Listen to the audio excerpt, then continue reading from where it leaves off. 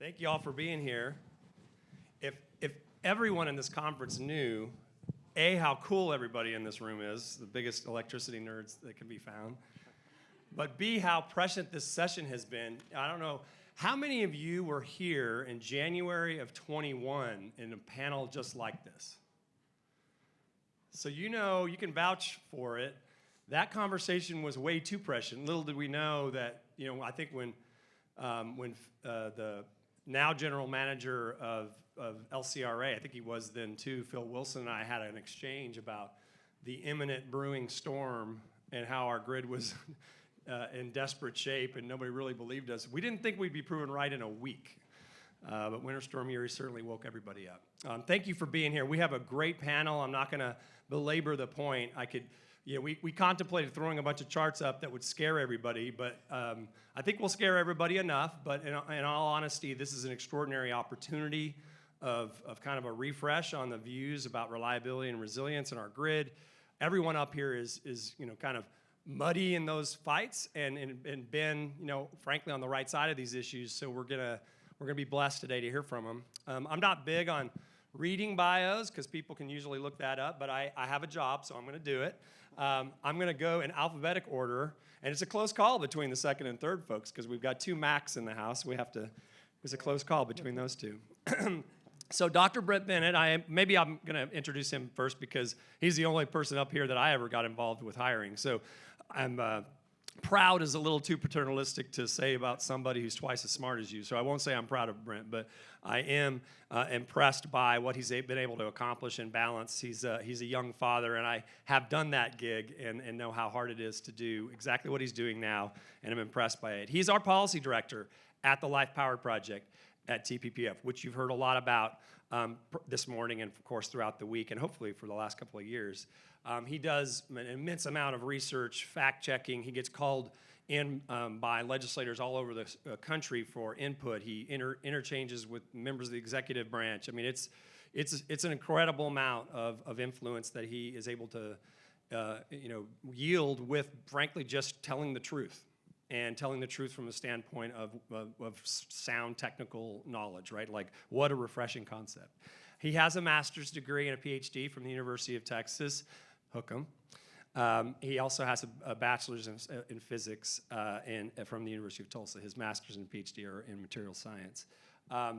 He did work in the battery industry, and he continues to actually do some consulting on the side with all that free time he has because his brain is definitely called upon by many professionals, not just in the battery industry, but others that are dealing with, and state governments that are dealing with electricity issues. He's a native of Midland, and he lives in Austin, and he now has 2 young children.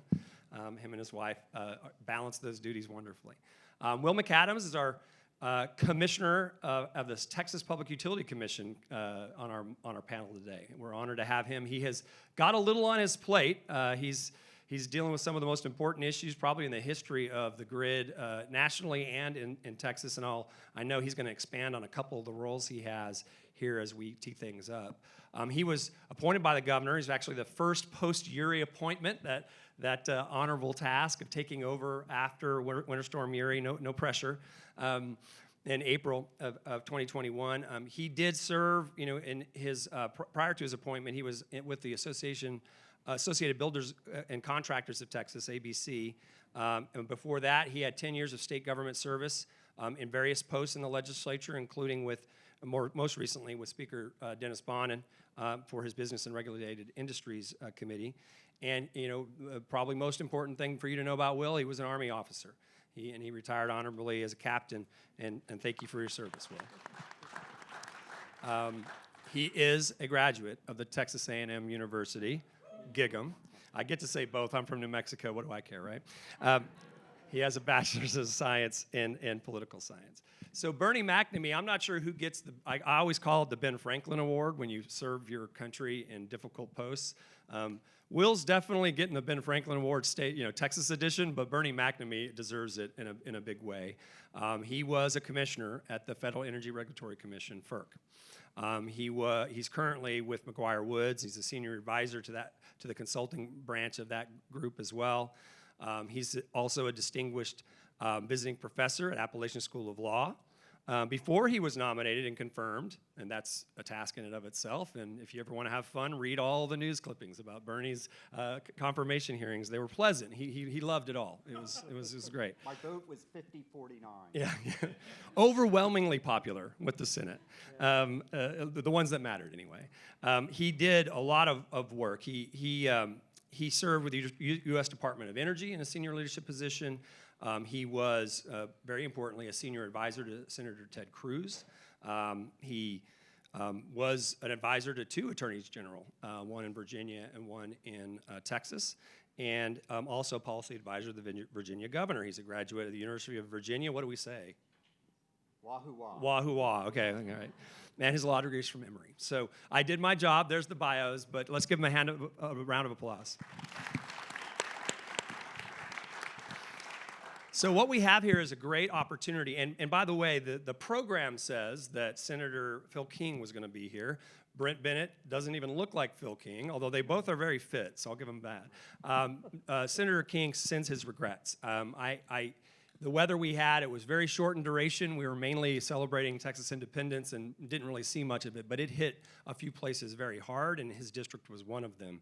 And so he was called to the district when that storm was heading that way, and I think everything worked out okay there, but he sends his regrets, and we'll get him back. He's a great land for the Senate. He was a leader in utility issues in the House for years and years, and he's bringing that to the Senate and has already clearly been identified by the Lieutenant Governor to be one of those leaders. So he'll be a part of it, and maybe Dr. Bennett can do his best Phil King impression later. The way we're going to do this is we're going to kind of start at a 60,000, 100,000 foot elevation with the highest appointed official, Bernie McNamee, and have him talk about the view from the national, federal, from the FERC perspective on grid reliability issues. And I'm not going to do a bunch of preambulatory remarks about the challenge we face. These guys will do an extraordinary job of that. But it's going to be really important as we move from that high elevation down to the state level to understand all of those pieces. That in and of itself, that structural separation and who's responsible for what, is an important kind of nuts and bolts thing that I hope you all will take away, because it's critically important as we develop policies that we hope to reform some of the problematic directions of this particular aspect of our country. The not so funny joke, but if you're an electricity nerd, sometimes they laugh, that I often will tell when I'm talking about these issues across the country is if you had a FERC commissioner, a state regulatory commissioner, and maybe RTO executive, which Brent is not, up on this stage and you stood them up and one of you were to ask, who's responsible for reliability and resilience in the grid, they would go like this.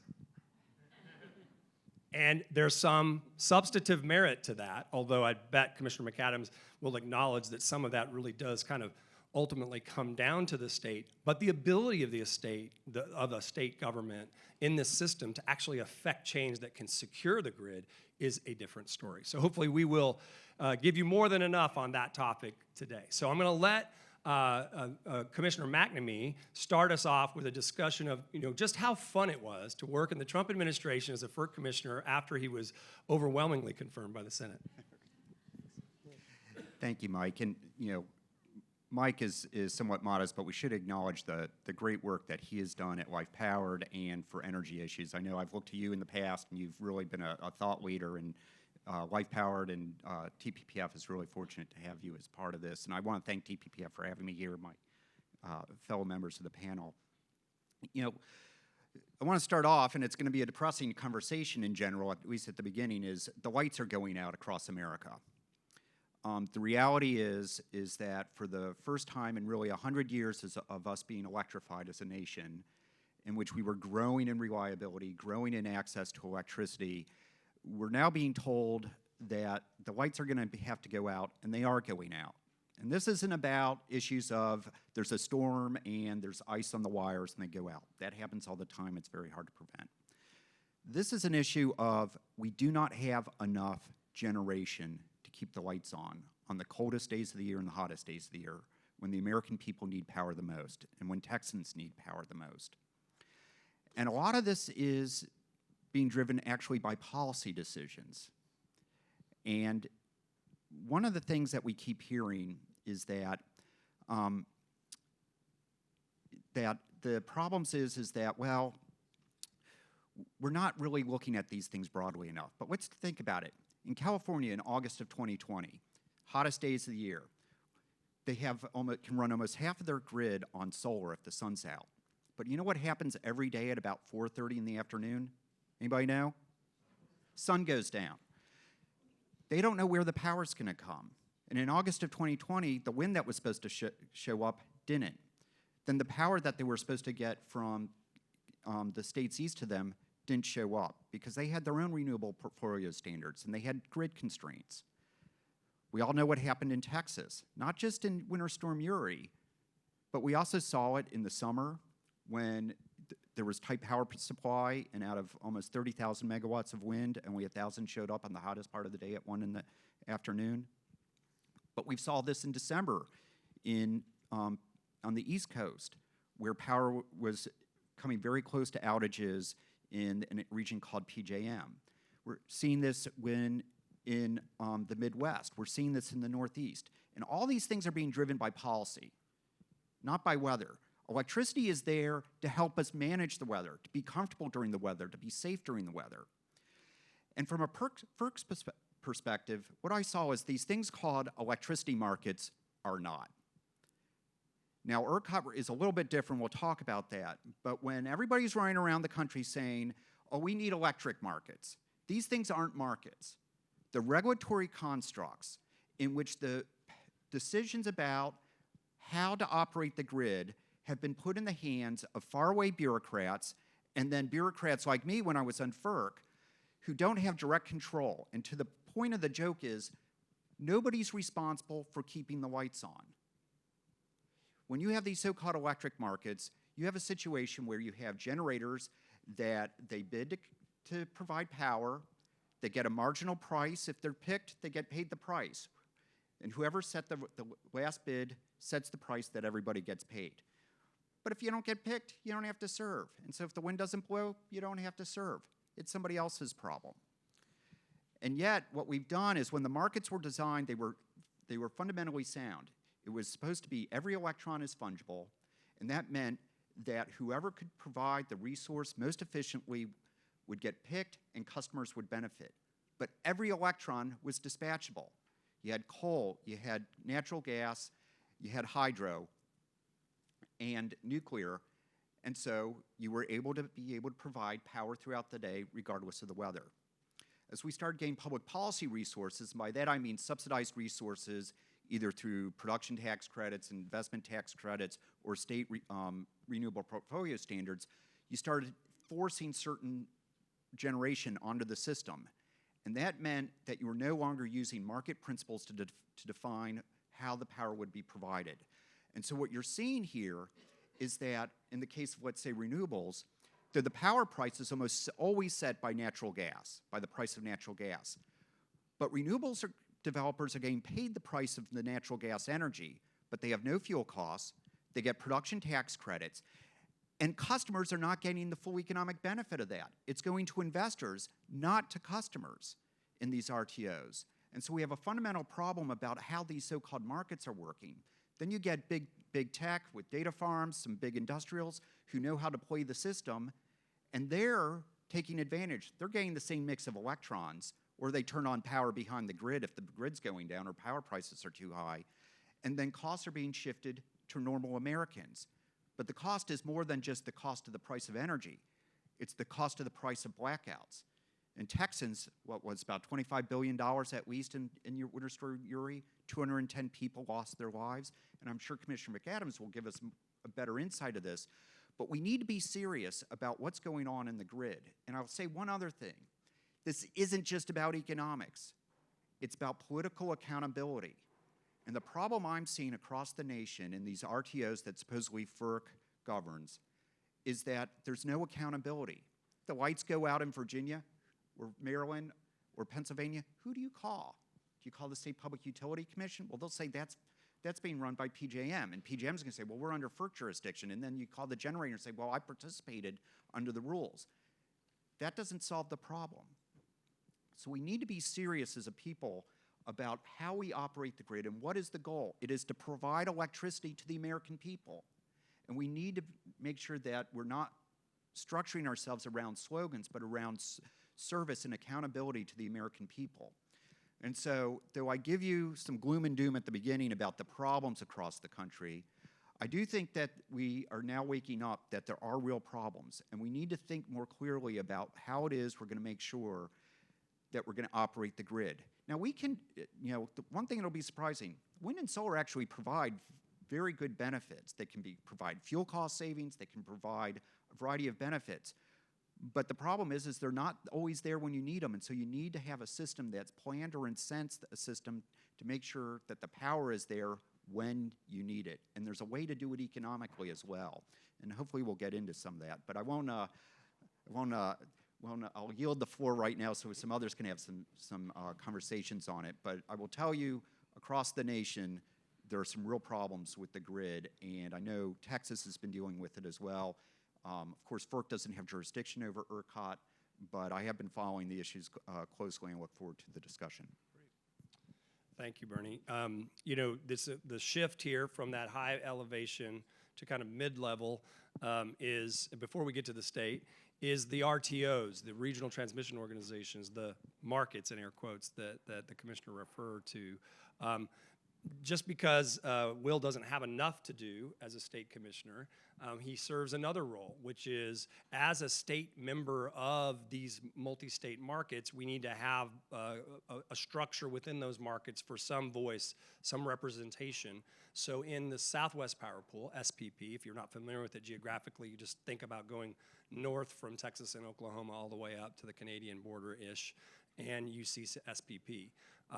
That group, that market, is headquartered in Little Rock, Arkansas. It has a committee called the Regional State Committee, very creative name, the RSC, and Will is the duly appointed inmate to the RSC for the state of Texas. That's an extraordinarily important role, and we're going to start there. I introduced him as your state commissioner, and he'll himself transition from that RTO conversation to the state. I'll let him take that. But it's really important to point out that, when we're trying to correct this joke about pointing to each other, these committees, whether it's the organization of MISO states and MISO, or the equivalents at PJM and these other markets, the missing element of our current situation is that like-minded states are not caucusing together to organize activity. These commissioners do yeoman's work trying to communicate with each other in advance, but they also have day jobs. So one of the interesting and innovative things we at Life Powered are trying to partner with other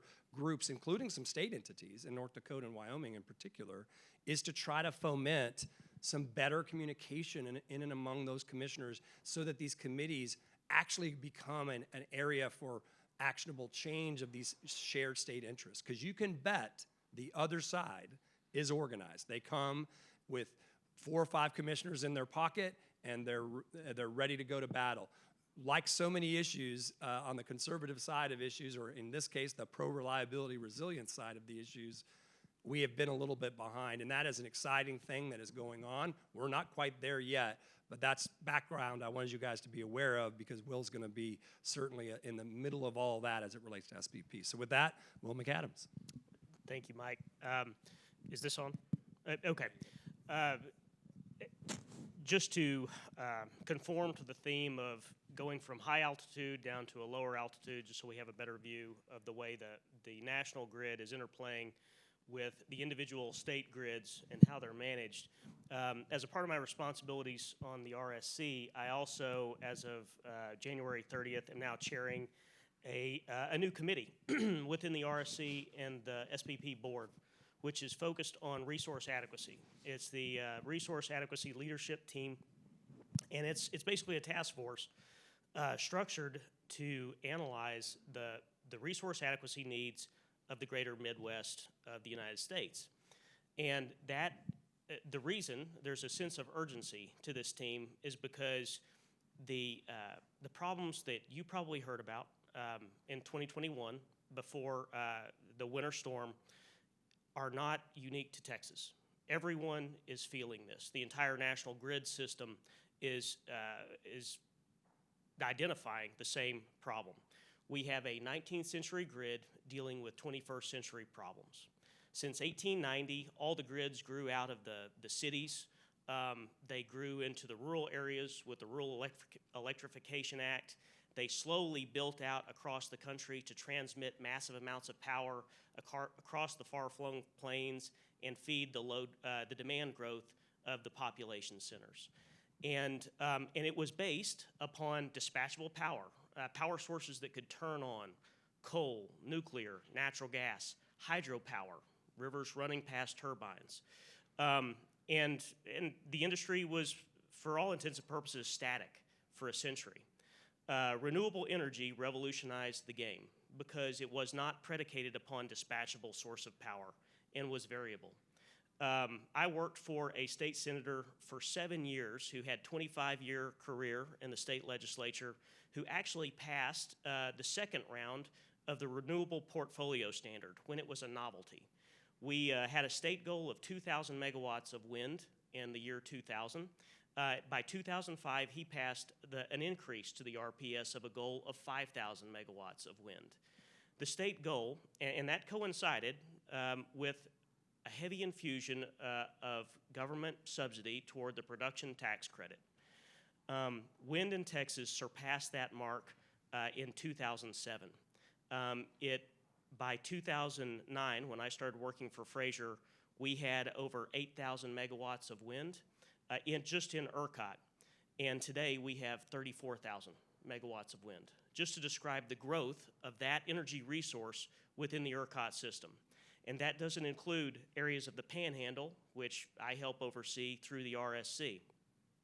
So these were variable sources of power that were then subsidized. Through that subsidy, it changed the game in terms of how power markets functioned across the country. Electrons are dispatched onto the grid based on their lowest bid, and we call that system-constrained economic dispatch. And when you have a federal subsidy that applies to every electron that you produce, that means you can underbid every dispatchable electron in the system. And so now, the way our country is headed is we will be based on variable sources of power that are backed up by dispatchable power.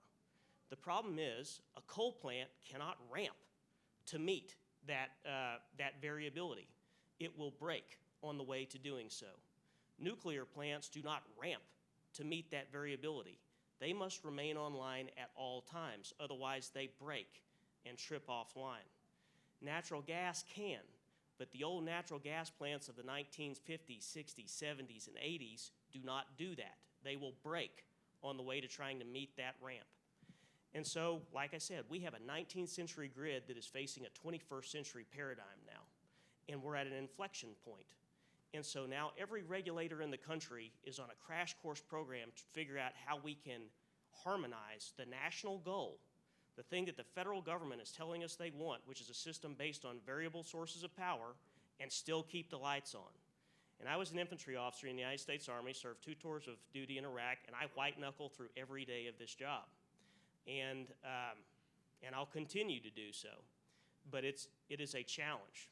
And I keep thinking of Mao Zedong. Nobody likes 5-year plans. They don't really work out that well.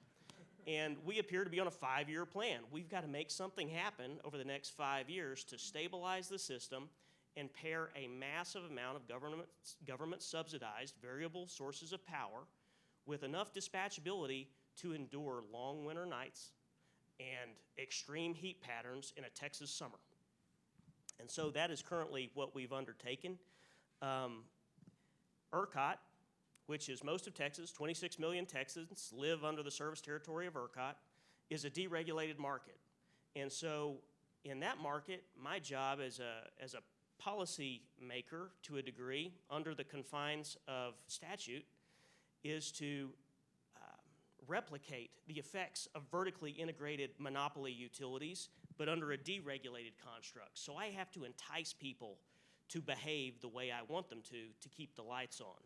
And it requires a certain amount of persuasive skills to do that and a lot of money. And that's currently what we're discussing right now in the legislature is a plan to try to arrest the free fall of our dispatchable power levels on the system and incentivize new generation so that we have new gas plants or new sources of energy to come online to help arrest the free fall of power when the sun sets every day or the wind falls off in the early morning hours of every morning. Wind generally blows at night. The sun always shows during the day. But I will tell you that during Winter Storm Elliott, which was the Christmas ice storm that we just had, it was an event that was notable for heavy cloud cover. And of 14,000 megawatts of solar power, we had 3,000 performing during the height of the daytime hours because of that cloud cover. So it just demonstrates the magnitude of the variability that we will have to address over the next 5 years. And hopefully this doesn't wind up like it did for Mao in the 1950s. But so if that helps, I'll turn it back to Mike. Yeah, that's great.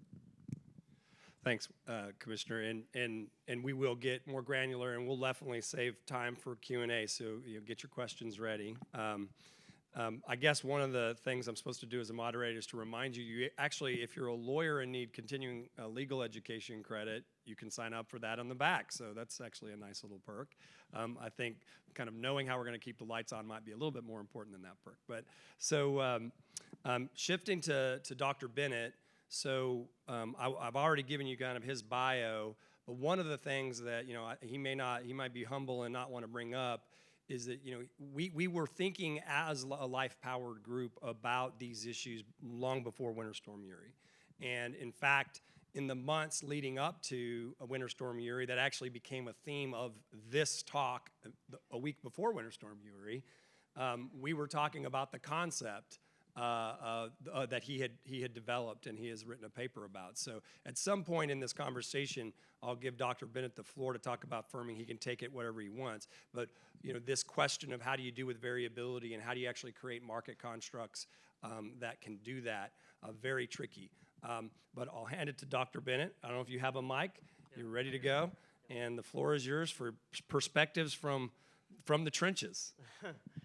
Yeah, that's a pretty open-ended question there. You Yeah, sure you want to go? Yeah. Well, and I think that Bernie made a good point in one of the tie-ins between what both of them were saying is that while we want to create markets, I would actually correct Will and say that we have a competitive market in Texas, but we still have a lot of regulation around it. And so the goal in Texas is to make our market, the competition in our market is what makes it efficient, right? And that's what's kept our prices lower. But the problem is that his goal is to apply the right amount of regulation in order to ensure that competition is serving the public good, which is keeping the lights on and so forth. So it's a really challenging job, and in a way we've made it harder for him because he at the Public Utility Commission over ERCOT, they do have sole regulatory authority. It's the one place in the country where we aren't subject to FERC. In Texas. So we both have the ability to solve our own problems, and we also have the challenge of solving our own problems.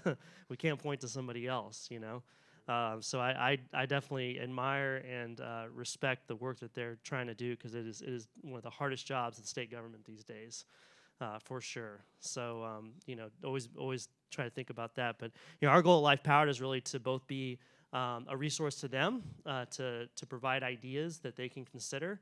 And also to communicate to y'all, the public, what's going on to try to help. They only have so many staff. They do have a good communication staff at the PUC, but it's also our job to raise America's energy IQ to help you understand as voters, who vote for the legislators that pass the laws that govern what they do, help you understand what's going on, right? So I think that's why this is so important for us to be in these rooms to do these things over and over again. Because it's such a complex subject, but obviously it's important. Everything that we're doing today relies on the policies that they set. So I think that's really important. One of the things that I think we've kind of been trying to insert in the conversation is to think about what this idea that Mike mentioned of firming, which is to say, what are the different ways that we can do what Commissioner McAdams is talking about, which is to ensure that as we add more variable sources of electricity, that the reliability that we expect doesn't go down. So we're essentially replacing dispatchable energy that has plus or minus 3% variability with wind and solar that has plus or minus 20%, right? And so that's really that's the origin of the problem, right? If wind and solar were only 3% variable, if we can make them that way, then it wouldn't be a problem, right? We would have, there's still some other technical issues with AC versus DC power and so on, but the resource adequacy problem, that we're all talking about would not be an issue, right? So it's really how do you reduce that variability, and what are the market constructs to do it? So in our opinion, we think that that there should be some level of cost allocation to wind and solar, that they should have that it would be economically efficient for them to bear some of that firming costs. Some of the firming costs should be borne by customers, but also that wind and solar should bear some of that, and that would help balance some of the markets throughout the country. So we've been trying to develop that, trying to promote that idea. And so when Mike mentions the word firming, that's kind of what we're talking about, is saying they have to provide some level of their own backup power if they're going to connect to the grid, right? The other way, other ways to do it would be to just say that they have to meet a reliability standard, but that the customer pays for that. So the Public Utility Commission has been studying some ideas around that, how to enable the most efficient way for customers to pay for the backup power that's needed in order to make sure the lights stay on. So there's different ways to go about doing this, right? But it really is the fundamental problem, is that we have, and I think from my perspective and the perspective of Life Powered, we have this bit of disordered thinking, especially at the national policy discussion, where it's emissions reductions at all cost. What the subsidies represent for wind and solar is basically this policy of emissions reductions without any consideration really of how to do that or what to go about it, because we're not actually subsidizing. We're subsidizing particular sources of energy. Even we're not even just subsidizing reducing CO2 or other types of emissions, right? So that problem, that disordered thinking at the federal level, is really what's driving this, is that there's no real consideration of cost benefit in terms of, well, how much emissions reductions do we want and how much are we willing to pay for that. And right now we're paying for it in terms of reduced reliability, and it's hurting us across the country. So I think we at the state level, we're trying to correct really what is going on at the federal level, and we have to think about going forward, how do we get the national conversation changed to where there's appropriate balance and appropriate consideration of cost and benefit, because while we want low emissions, it cannot come at the cost of reduced reliability, because reliability is too important.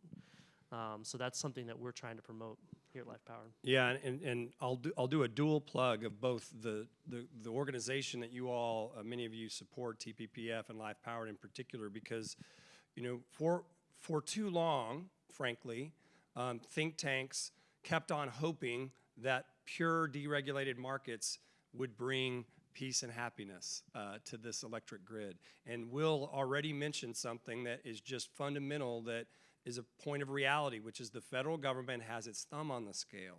So if you're functioning in the United States of America, there is no such thing as a purely deregulated market, and you have to get your arms around that. And for a think tank that thinks in terms of market principles, it was essential that TPPF evolved its ability to engage and actually provide solutions. The way I described it to Brooke when she and I were conceiving the whole concept of Life Powered was, we need to not be the party of no, we have to develop solutions that are relevant. And she, for those of you who know Brooke, said exactly, and I had to keep up with her, sprinting behind her all the way. And one of the most important sea changes in the evolution, obviously Bernie actually had a role. I didn't mention this. He was Jason Isaac for a period of time between his Ben Franklin moments. But he saw this, and he was working really hard with limited resources. And where we went when we got Brent, was we started to bring on the horsepower and the resources to develop solutions. And so we weren't going to just be in the cheap seats, saying, oh, this is broken and you should be scared, and oh my gosh. We need to educate people. We need people to understand how big the problem is. And frankly, some of the things Life Powered and Brent in particular did in the months leading up to Winter Storm Uri established kind of permanent credibility about the veracity of what we were observing and warning people about. And so now what do we do about that? Firming is an example. Go to LifePowered's website. You know, you can Google it up, you'd find it. But he has two documents that I'll call it 3 documents that I think are essential reading, and I tell people all over the country, and he's the primary author of all 3. One is an extraordinary, really, I think, an unequaled piece about the role, all in of subsidies in energy. And it's very even-handed. Some in the oil and gas industry even think he refers to things in the oil and gas space as subsidies that shouldn't be called that. But that's a very good and healthy dialogue, and nobody can accuse him of putting his thumb on the scale of that analysis. Another paper, which is the firming concept that was, again, developed pre-URI, but has been developed, and I will tell you, you're about to hear from the Senate leadership, and we hope the House, that is going to be a primary element of what happens this legislative session. This idea has made it to prime time. And he was invited to testify. Of all the thousands of people who go into the Capitol and bark like dogs, Brent was not looking to testify. Trust me, he'd rather be doing his work here or hanging out with his kids. Was invited to testify at the very first stakeholder committee in the Senate, and it was because the leadership is focused in on this concept. How does it work? How to do it right? How to do it in conjunction and cohesion with what the commissioners are working so hard to do at the PUC. So that's an important document. And then, frankly, the forensic analysis of the Winter Storm Uri event itself. Brent and I were involved in a team that did a pretty comprehensive forensic analysis for a report that we hope DOE eventually lets out. But in the meantime, LifePowered itself was able to have the freedom, and Brent the freedom, to write an analysis of that. And that, I'm a history geek. I think most of the people that are into Texas history get this. We have to know our history. We need to know how we got where we got in order to know how to get forward now, right? So those are all really important elements. So one of the things I'm going to pivot to, and this will be something that both Commissioner McAdams and Bernie can give me a riff on, is that the role of the RTOs. I'm going to go back up from the state for a little bit and look at the RTOs. There are limited tools they can play, right? They are, as they often say, policy takers, not policy makers. Okay, that can be a cop-out, but it is actually an actual accurate statement of law, right? So what do they do to ensure reliability? Their historic role has been one of really engineering and transmission. Let's make sure that all these various things that need to be working within the electricity grid from an engineering standpoint are working.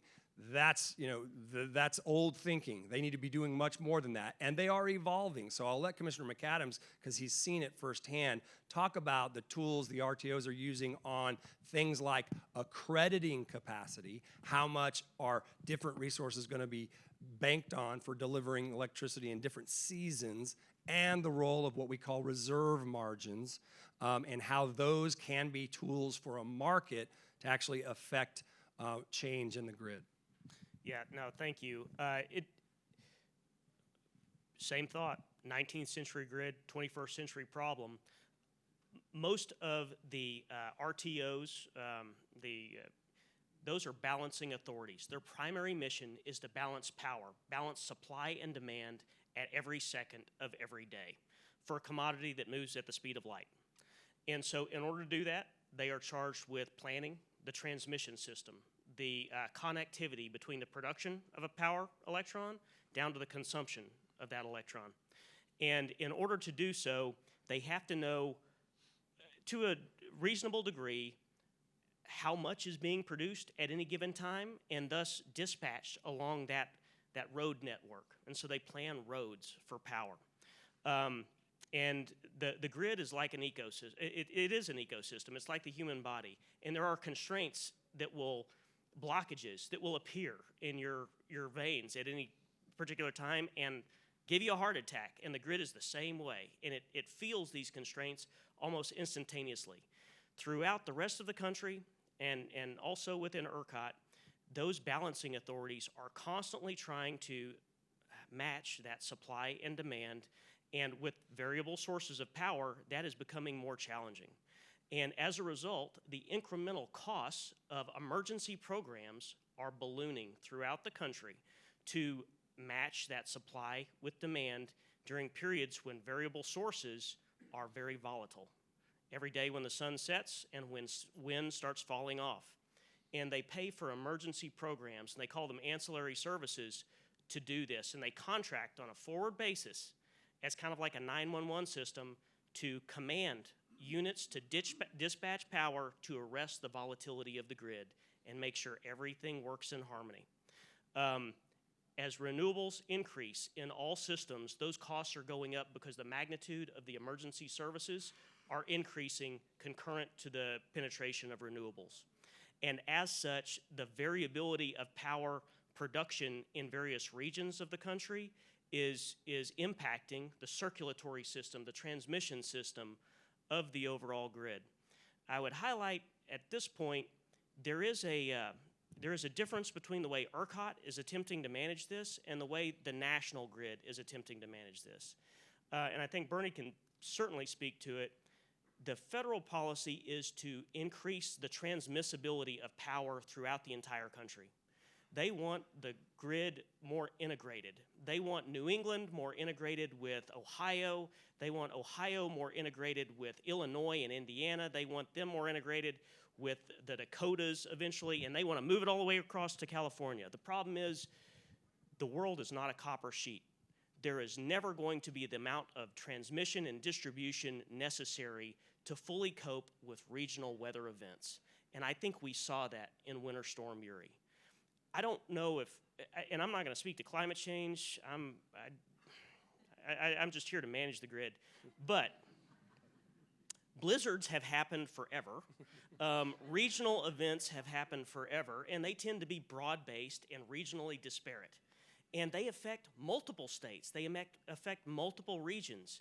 And so FERC's policy does not take into account this variable, that when a regional blizzard comes in, it's going to affect multiple systems at once.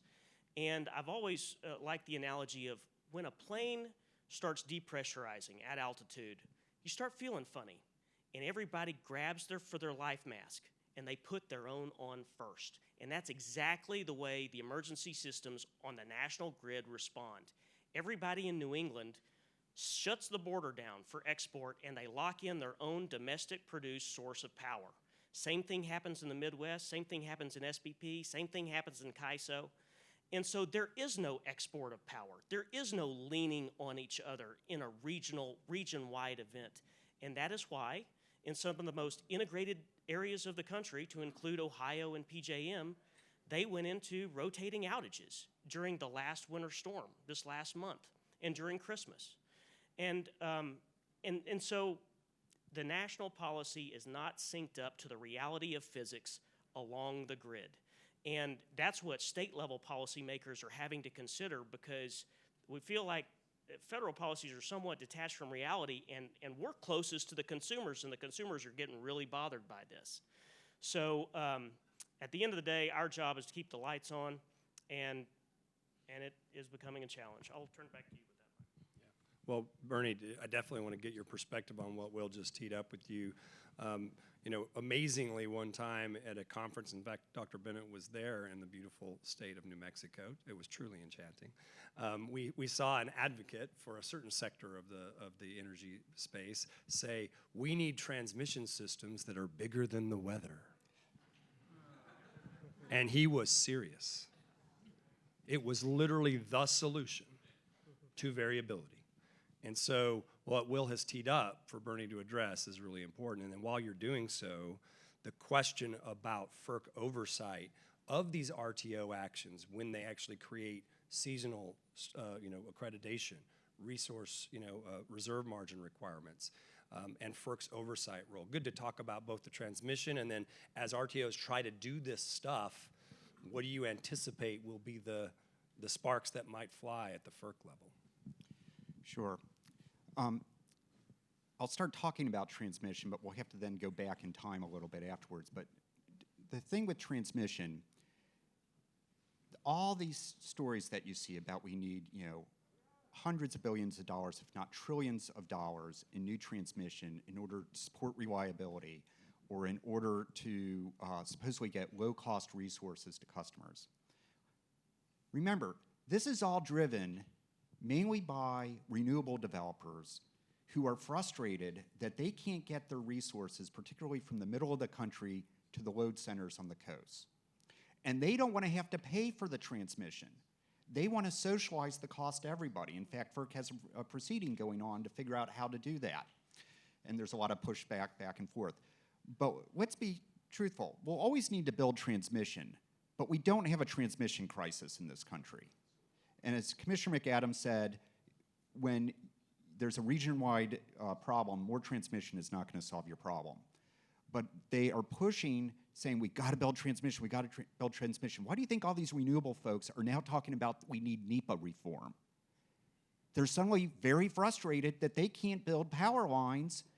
You know, the same people that can't stand a 400-mile underground natural gas pipeline and protested and litigate against it are suddenly saying, but we should be allowed to build a 1,000-mile, 250-foot lattice tower across farms, ranches, and everything else to serve people not in their own state, but on the East Coast or the West Coast.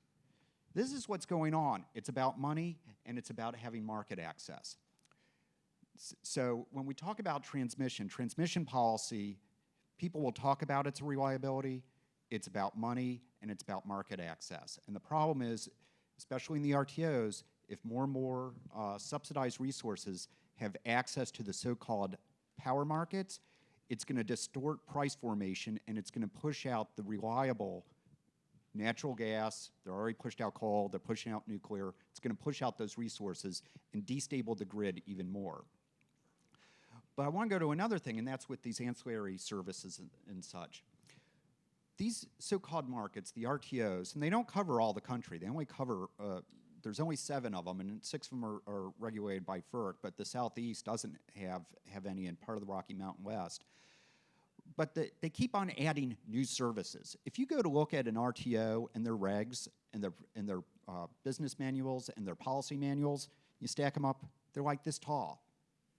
That's not a market. And I will tell you, nobody in this country actually understands how any of these markets actually work. There's legions of lawyers making a lot of money. There's economists, there's everything else, and everybody's filing, you know, saying we need to change this, we need to change that, but nobody actually understands how they work. And when you have a regulatory construct that complicated, there's people making money and there's losers. And it's turning out the American people are ending up being mainly the losers nowadays by having prices go up, but also by having the power go out, or having to ration, or having to subsidize somebody. And so I told you I was going to go back in time. What's really interesting is in the Southeast United States, where they still have vertically integrated utilities, they actually are achieving their public policy goals. They're more reliable, and their cost per kilowatt hour are lower than almost every other RTO in the country, except for ERCOT, but as we know, ERCOT has some challenges. They've been slow, but you know what they do? They do integrated resource planning, which is a form of centralized planning, the 5, 10, 15-year planning, but they say if we're going to have load growth by this much, this is how we have to stack up the resources. And there's a certain inefficiency, but they're accountable to their state public utility commissions. And when the lights go out, they call them in, and you know who to call when the lights go out. And by the way, if we go through electrification where we're supposed to double our electric consumption in this country, yet we're going to be doing it with more variable resources and inverter-based resources, which means really the wind and solar, and there's the challenges with that. You know, we're not being honest about the reality of what it's going to take to do this, the investment, and it's not going to be low cost. I mean, let's face it, the American people are paying multiple times for the same power. They're paying for the coal and nuclear plant that they paid for once and that are being shut down. They're paying for the renewable resource that's being put on the grid. They're paying for the tax credit the renewable resource is getting, but it's not being passed back to them. They're paying for the debt that China is financing, and they're paying for having to buy the backup power for when those other resources don't work. So when people say, oh, we're going to have this low-cost future of energy, you ever wonder why your power bills are going up and why reliability is going down? This whole thing is a classic rent-seeking scheme in which we are not providing accountability to the American people. We're not providing reliability. And we need to figure out a better way to do this. And it doesn't mean that we abandon our principles about free markets, that we abandon our principles about being able to have competition, but it has to be structured to benefit the American people and to make sure the power's on. It can't be for the benefit of just those who are going to profit for it and then walk away. So we're going to get your questions ready because we're going to start the Q&A time, but I'm going to take the moderator's privilege and ask the first question. And I'm doing so to help everybody kind of connect the dots of what has been an extraordinary conference, right? Hopefully you've had the opportunity to see Vivek this morning. And one of the things he obviously put a bright light on early on years ago was ESG issues.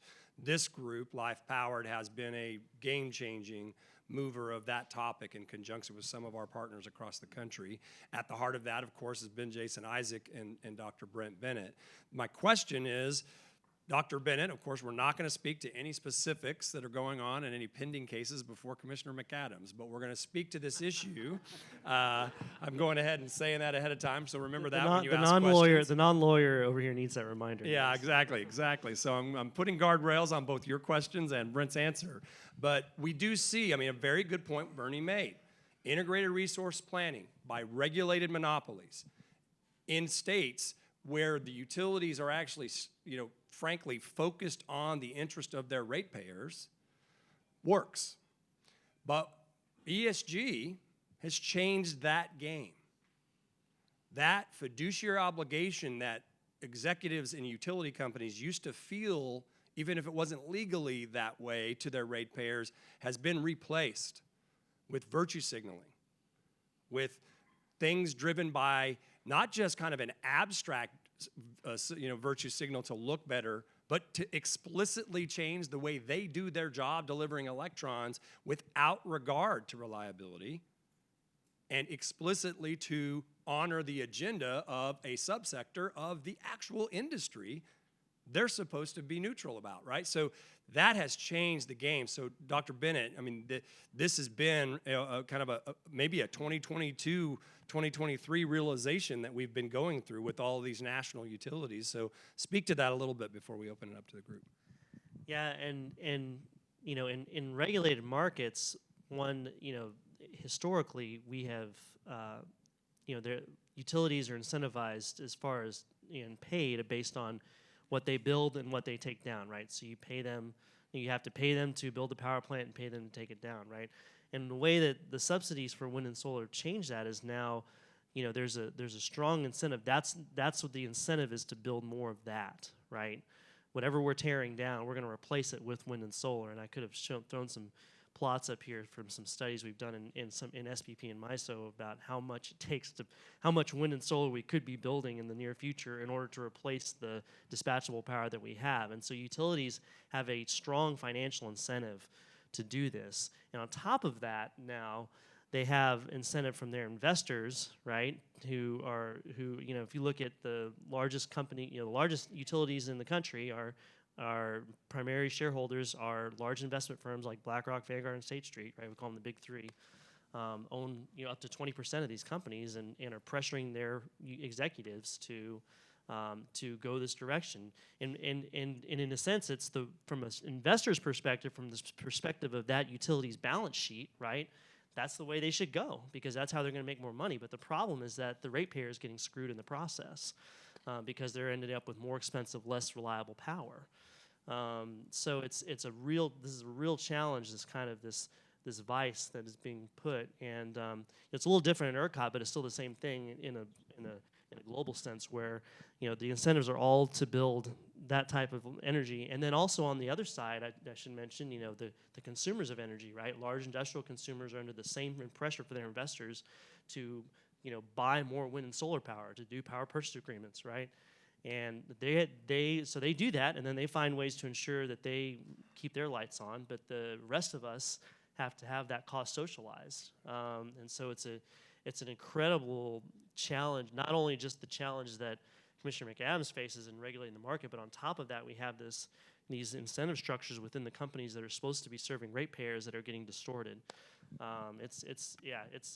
Which is why we're so focused on the ESG issue as part of this whole initiative. Right, and when I said earlier, I think I'm still on, that we're trying to actually get commissioners to talk to each other more because, I mean, commissioners all over this country that have regulatory authority over these monopolies, I mean, these are monopolies, okay? They are given the privilege of having a monopoly, and we even have some of those in Texas in pockets. ERCOT is the dominant part of our market, but we still have that in Texas.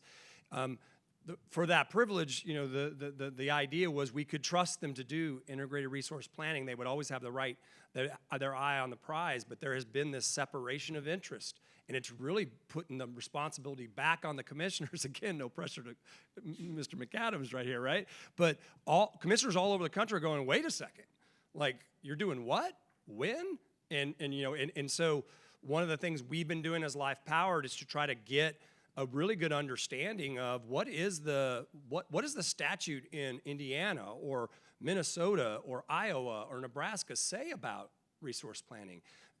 Is there adequate law on the books in all of the states, including this one, to make sure that the regulatory watchdog is actually got the tools to do the watching and actually affect change rather than this trust me system that has existed for a long time? Because that is a, you know, thank goodness we were working on both grid issues and ESG at the same time, because this epiphany of what's really going on would not have been obvious. And so with that, let's open the floor. I know you guys probably have many questions. You sit in front, you get first choice. Go for it. I'm going to I have the mic. The mic's back And here. two quick things. I'm going to keep holding on to the mic, so I will just lean it over to you. And second, make sure that your question ends in a question mark. Yes, please. Oh, okay.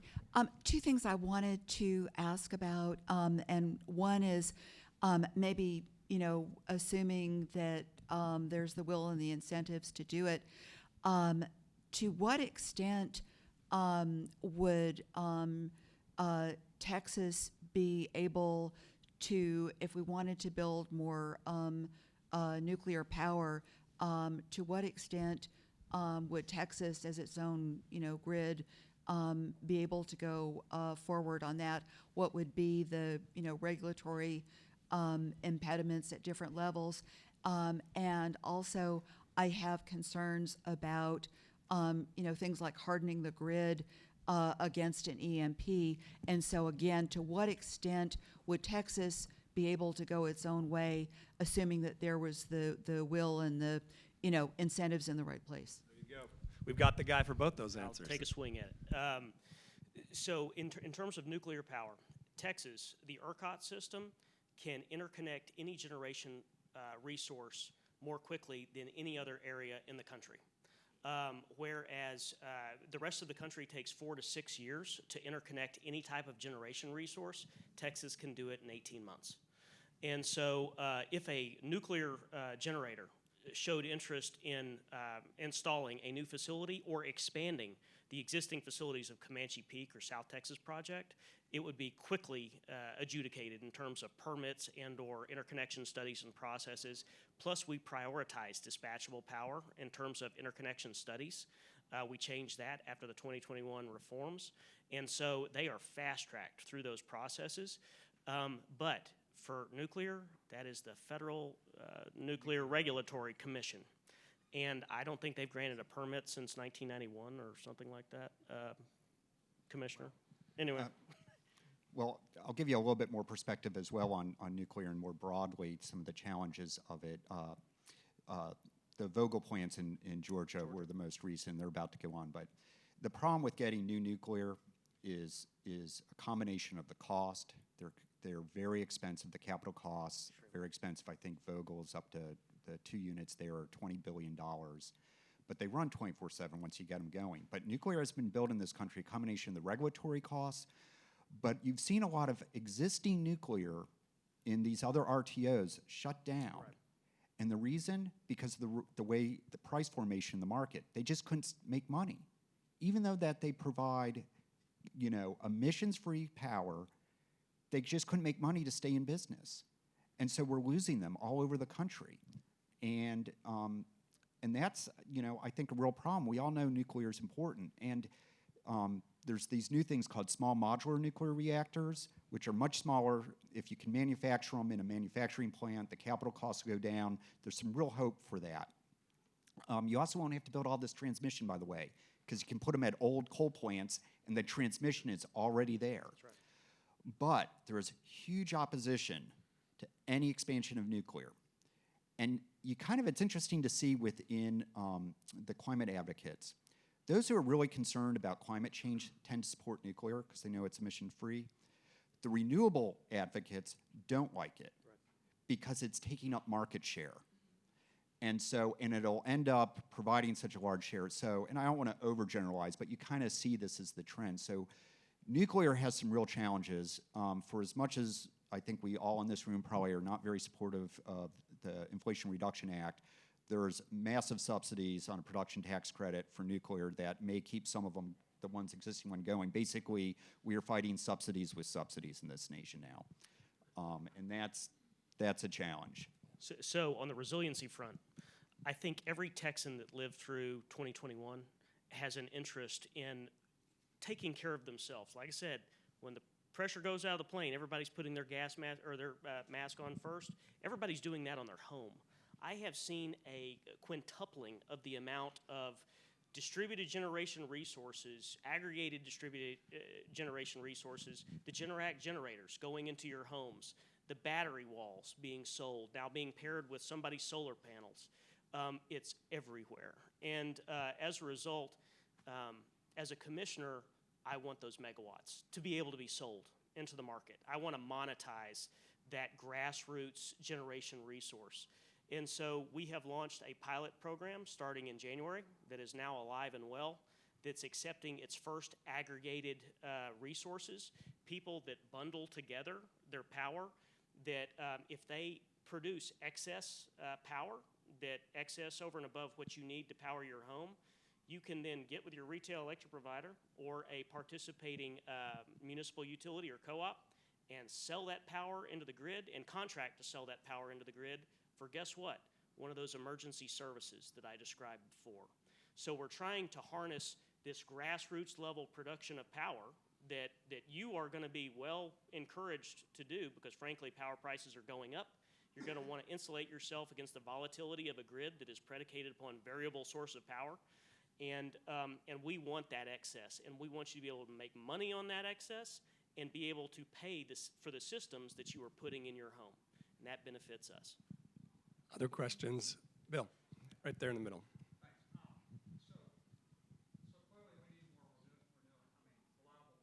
Yes, sir. In Texas, in other words, but for Texas specifically, does the PUC / ERCOT have the authority to create an incentive structure or regulatory or pricing structure in the state to affect more construction of natural gas and or coal or nuclear, whatever the source is, of reliable power? Statutorily, sir, we have the ability to incentivize, create incentive programs. I cannot command capital to be deployed. That is a regulated construct. And so that would require change in law. But what we are doing now is predicated upon the legal premise that we have the legal ability to create those programs.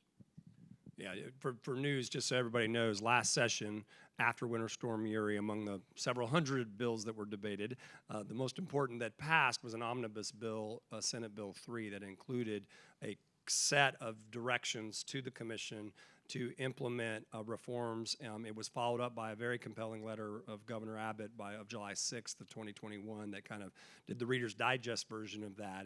And Will and his fellow commissioners are implementing market reforms. And frankly, the debate that exists currently at the Pink Building a couple blocks from here is the commission's direction consistent with the legislature's vision?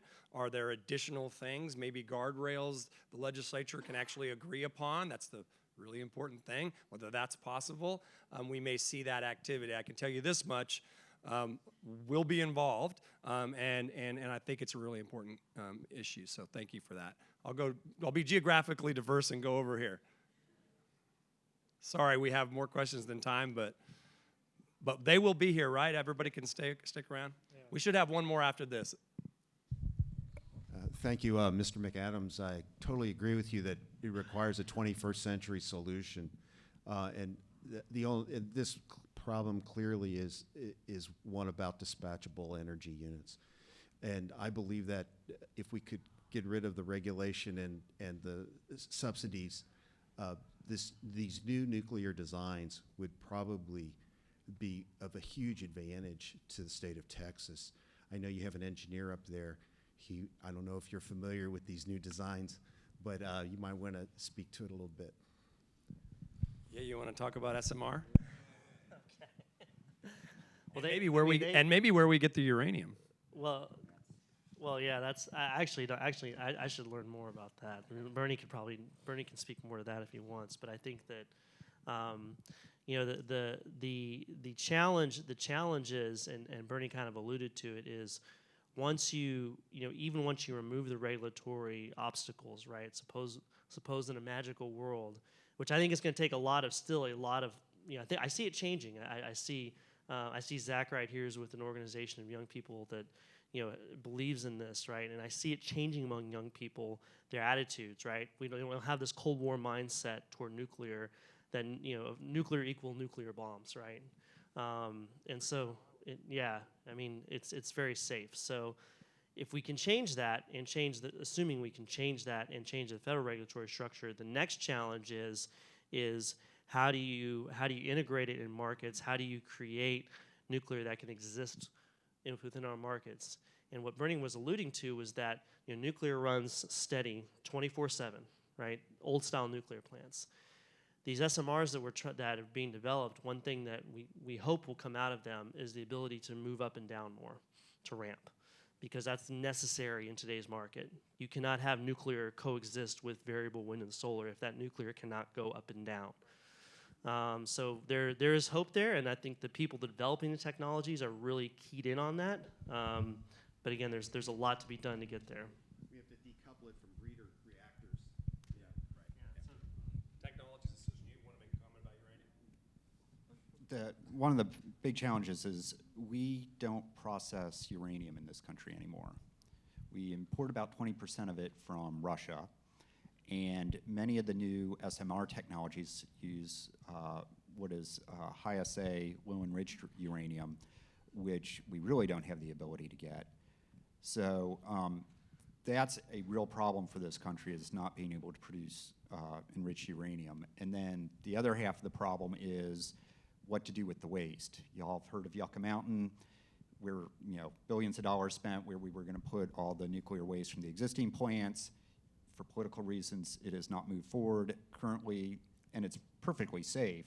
The spent uranium from plants is kept on the pads usually right at the existing nuclear plants.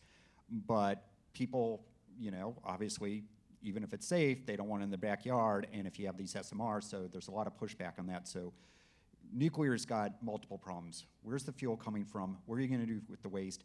And how are you going to fund the capital to build them so people can make, and how will the markets work so they can make money, so people will put their capital up? I'll have one more question. The man with the red tag right there, right next to Bill. You're there. You over here. I won't describe you because then, I'll get in trouble.